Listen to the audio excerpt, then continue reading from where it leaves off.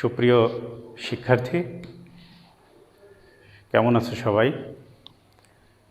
আজকে আবারও আমি তোমাদের অনলাইন ক্লাসে হাজির হয়েছি। তোমরা বাসায় নিশ্চয়ই ভালো আছো, আর করোনা থেকে দূরে থাকার চেষ্টা করো। আর এ কারণেই যে করোনা এখন খুব ভয়াবহ রূপ ধারণ করেছে। অবশ্যই তোমাদের এই বিষয়ে সতর্ক থাকতে হবে। যখন বাইরে বের হবা তখন অবশ্যই মাস্ক এবং হ্যান্ড স্যানিটাইজার ইউজ করবা এবং অবশ্যই গ্লাভস ব্যবহার করার চেষ্টা করবা। প্রয়োজন ছাড়া বাইরে বের হবে না। আর যদি বের হও অবশ্যই প্রোটেকশন নিয়েই বাইরে বের হবা, কারণ তোমার নিরাপত্তার উপরে তোমার পরিবারের নিরাপত্তা নির্ভর করছে। অতএব অবশ্যই তোমরা সচেতন হিসেবে এই ধরনের প্রতিরোধমূলক ব্যবস্থাগুলো অবশ্যই নিবে এবং আরও 5 জনকে এই বিষয়গুলো সম্পর্কে সচেতন করে তুলবা। তো সুপ্রিয় শিক্ষার্থীরা, আমি এর আগেও তোমাদের অনলাইন ক্লাসে হাজির হয়েছি। আজকেও ইনশাল্লাহ আবারও তোমাদের সামনে আসতে পেরেছি আল্লাহর অশেষ রহমতিতে। তো আমি আমার পরিচয় দিই, যদিও পরিচয় এর আগে দিয়েছি, আবারও আজকে পরিচয় দিচ্ছি। আমি মোহাম্মদ আলমগীর হোসেন, সহকারী অধ্যাপক, অর্থনীতি বিভাগ। তো আজকে আমি তোমাদের একাদশ এবং দ্বাদশ শ্রেণীর দ্বিতীয় পত্রের জনসংখ্যা, মানব সম্পদ এবং আত্মকর্মসংস্থান এই অধ্যায় থেকে জনসংখ্যার ঘনত্ব সম্পর্কে আলোচনা করব। আমি অধ্যায়ের নামটাও লিখে দিচ্ছি, তোমরা একটু লিখে নাও।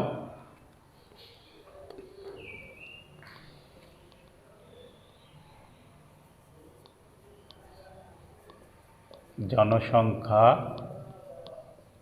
মানব সম্পদ এবং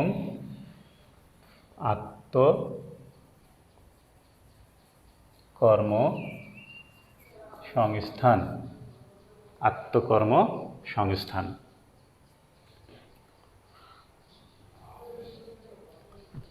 আলোচ্য বিষয়, সেইটা একটু জড়িয়ে গেল, তাই না? আত্মকর্মসংস্থান। আর আলোচ্য বিষয়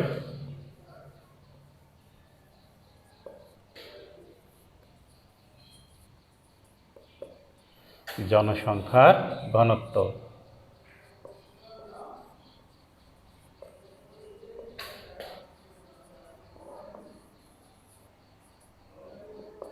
তোমরা একটু লিখে নাও, তাহলে তোমাদের সুবিধা হবে বুঝতে।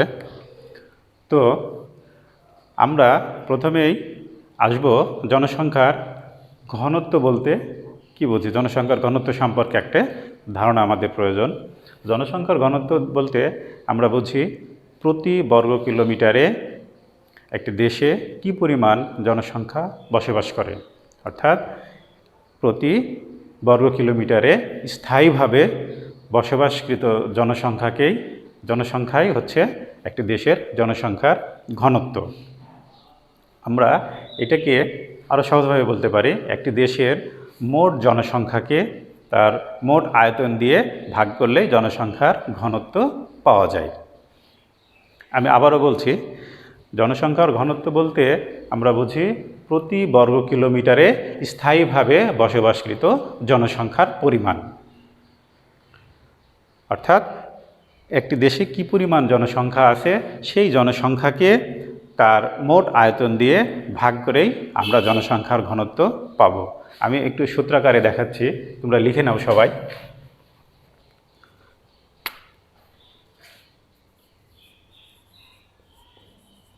জনসংখ্যার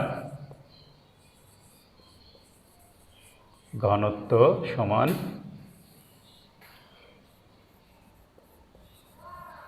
দেশের মোট জনসংখ্যা বাই দেশের মোট আয়তন। তাহলে জনসংখ্যার ঘনত্ব বলতে আমরা এইভাবে জনসংখ্যার ঘনত্বটা সূত্র আকারে বসাতে পারি এবং যে কোনো দেশের জনসংখ্যার ঘনত্ব আমরা নির্ণয় করতে পারি। তাহলে এখানে আরও আমরা সংক্ষিপ্তভাবেও দিতে পারি ডিপি সমান টিপি বাই টি এ, অর্থাৎ এখানে হচ্ছে ডিপি সমান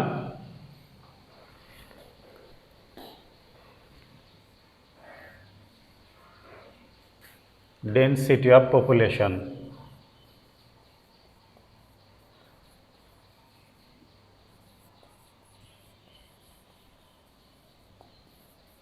density of population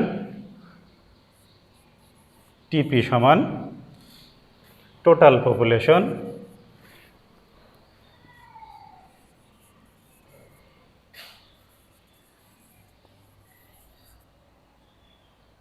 ation,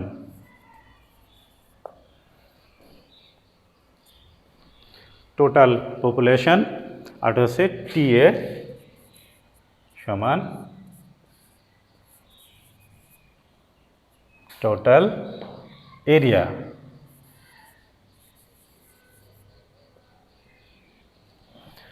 তাহলে আমরা সংক্ষিপ্ত আকারে এভাবে লিখতে পারি জনসংখ্যার ঘনত্ব সমান দেশের মোট জনসংখ্যা বাই দেশের মোট জনসংখ্যা বাই দেশের মোট আয়তন। এখানে সংক্ষিপ্ত আকারে লিখতে পারি ডিপি সমান টিপি বাই টিএ। ডিপি হচ্ছে ডেনসিটি অফ পপুলেশন, টিপি সমান টোটাল এরিয়া, পাশে দেখো লিখে দিয়েছি ডেনসিটি অফ পপুলেশন, টিপি সমান টোটাল পপুলেশন, টিএ সমান টোটাল এরিয়া। এইবার আমরা যদি এখানে আমাদের দেশের জনসংখ্যা দিয়েই যদি বোঝাই তাহলে এখানে খেয়াল করো, ধরে নাও আমাদের দেশের জনসংখ্যা 16 কোটি। এই 16 কোটি জনসংখ্যাকে আমরা আমাদের দেশের মোট আয়তন 1,47,570 বর্গ কিলোমিটার দিয়ে আমরা ভাগ করে দেখি জনসংখ্যার ঘনত্বটা কেমন আসে। ডিপি বি অর্থাৎ বাংলাদেশের জনসংখ্যা সমান এখানে আসবে হচ্ছে টিপি কত, আমাদের দেশের জনসংখ্যা 16 কোটি।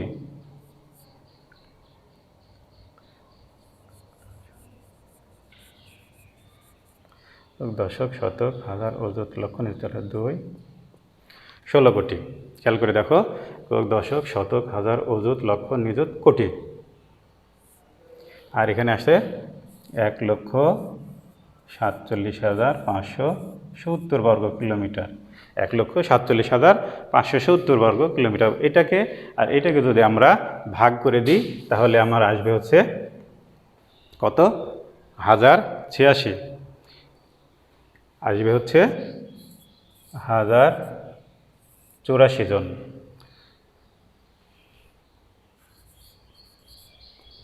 তাহলে এবার আমরা বুঝলাম যে বাংলাদেশের প্রতি বর্গ জনসংখ্যার ঘনত্ব হচ্ছে 1084 জন।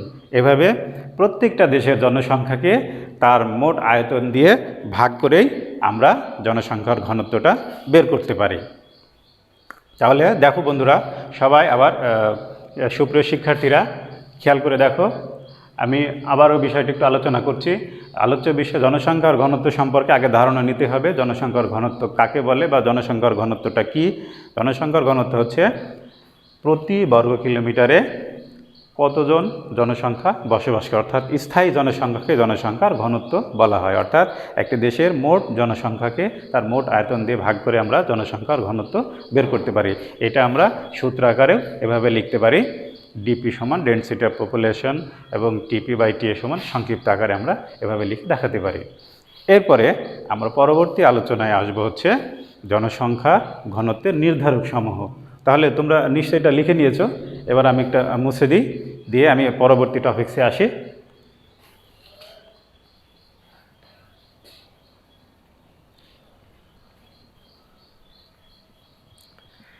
তাহলে সবাই একটু খেয়াল করো,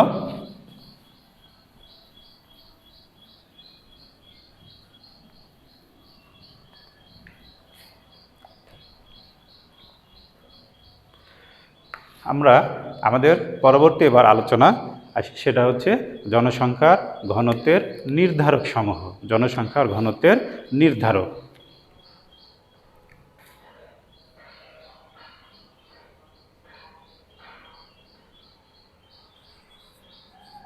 তোমরা একটু আলোচ্য পয়েন্টগুলো লিখে নাও, তাহলে তোমাদের পরবর্তীতে বুঝতে সুবিধা হবে।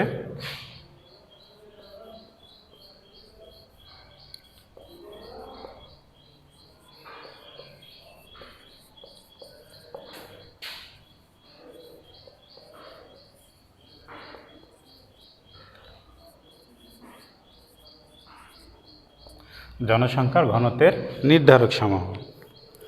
তো একটি দেশের জনসংখ্যার ঘনত্ব নির্ভর করে মূলত একটি দেশের আয়তনের ওপর।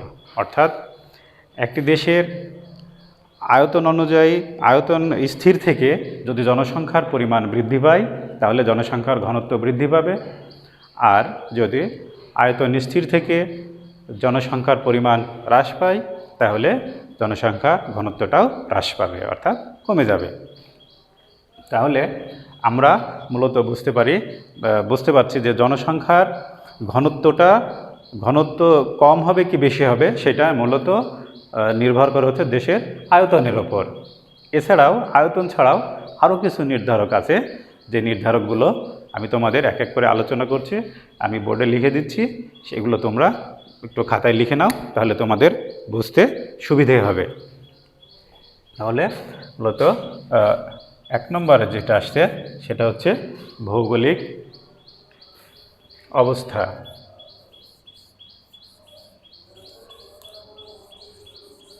ভৌগোলিক অবস্থা। পরবর্তী পয়েন্ট আছে আবহাওয়া ও জলবায়ু। আবহাওয়া ও জলবায়ু। পরবর্তী পয়েন্টটা লিখো প্রাকৃতিক অবস্থা আর প্রাকৃতিক সম্পদ।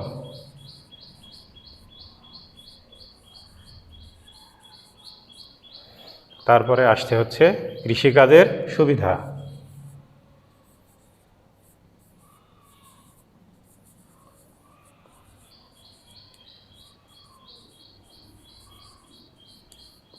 কৃষিকাজের সুবিধা।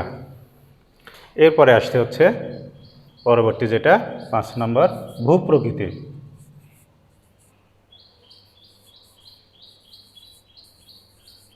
ভূপ্রকৃতি যেগুলো আলোচনা করি, পরবর্তীতে আরেকগুলো আলোচনা করে নিচ্ছি।